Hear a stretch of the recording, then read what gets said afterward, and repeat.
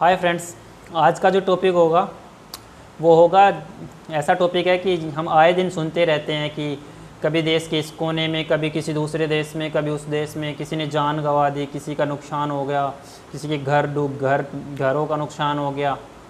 तो आए दिन हम सुनते रहते हैं। वो टॉपिक है भूकंप, अर्थक्वेक।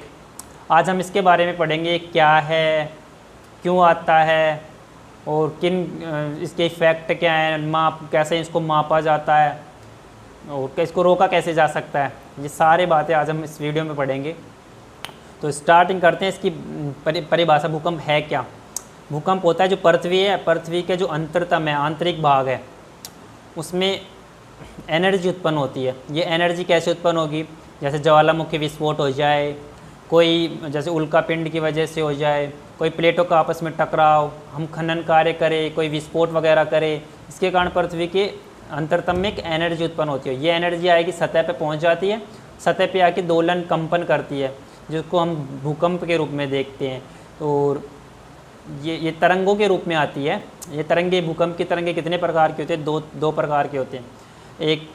एक तो उत्पन्न होती है फोकस से और दूसरा होता है एपिसेंटर से। अब ये फोकस क्या है?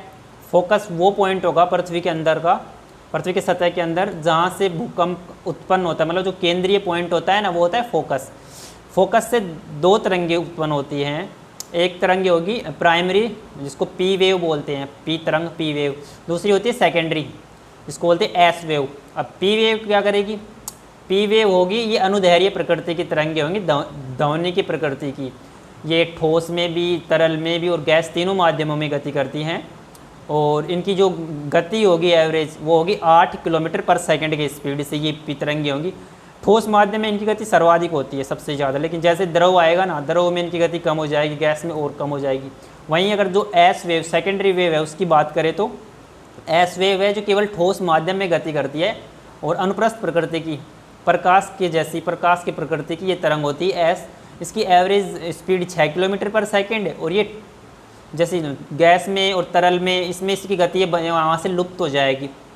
अगर पता करना हो कि जैसे तरल माध्यम आएगा, एस तरंग होगी, आगे नहीं बढ़ेगी, जबकि पी होगी, उसकी गति कुछ मंद हो जाएगी, लेकिन पी तरंगे इसको पार कर जाएगी। अब जैसे ये तरंगे सतह पर पहुँचेंगी तो जिस पॉइंट पे जाके सतह पर मिलेंगी, उसको बोलते हैं सतह पर एपिसेंटर, अभिकेंद्र। और उससे पी तरंगे तो रूपांतरित हो जाएंगे रैले तरंगों में, और जो एस तरंगे हैं वो रूपांतरित हो जाएंगे लव तरंगों में।